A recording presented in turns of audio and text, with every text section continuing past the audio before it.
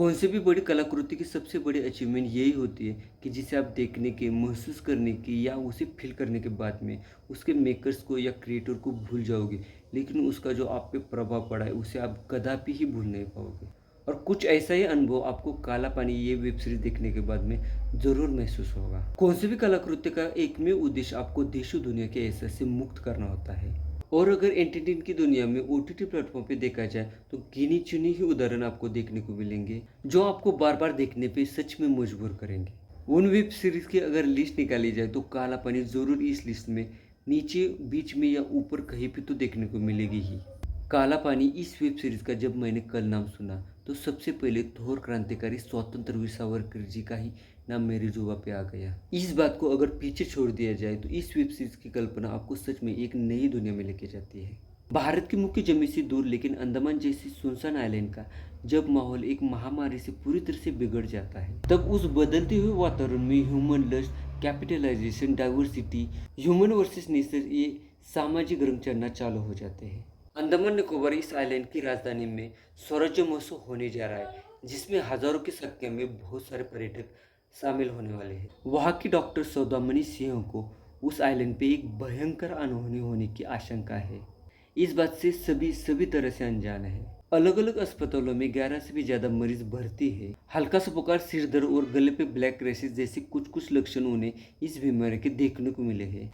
पिछले कुछ स्टडीज को चेक करने के बाद में सौदामिनी सिंह को ये यकीन हो जाता है कि 1989 में ऐसी बीमारी फैली थी जिसमें इसी प्रकार के सभी लक्षण देखने को मिले थे। अस्पताल में भर्ती मरीज धीरे धीरे ठीक हो जाते हैं, वैसे ही उन्हें घर छोड़ दिया जाता है। ये परेशानी यहाँ पे खत्म हो गई ऐसा लगता है, लेकिन ये तो बस वहाँ के सबसे बड़े महामारी की शुरुआत थी। इसी बात के डर से सौदामिनी राज्य के गवर्नर से स्वराज्य फेस्टिवल को रद्द करने की सबसे बड़ी मांग करती है, लेकिन पूरी तरह से जानकारी ना होने के कारण उसकी इस मांग को पूरी तरह से नकार दिया जाता है, अनसुना किया जाता है।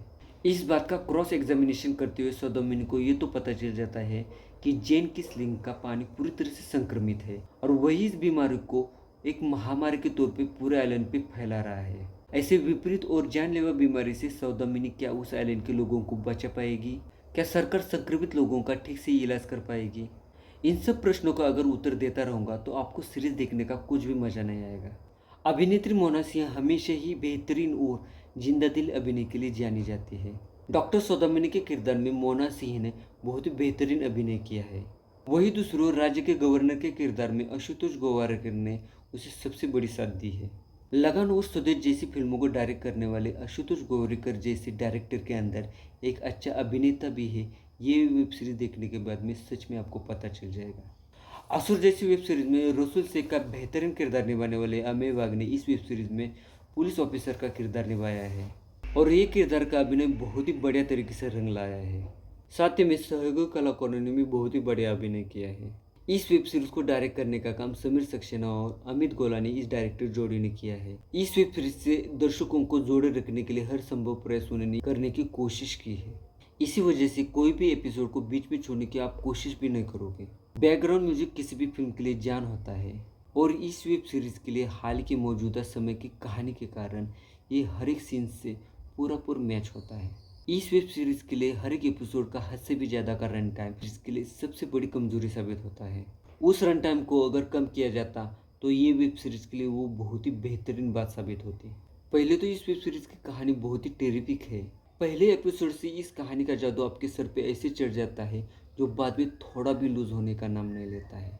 काला पानी इस वेब सीरीज का स्क्रीन प्ले एक्सट्रीमली एंगेजिंग है। शो की एडिटिंग बहुत ही शार्प है और डायलॉग बहुत ही हार्ड हिटिंग है। शो में सब प्लॉट है और वो मेन कहानी जितना ही आपको एंगेजिंग रखेंगे।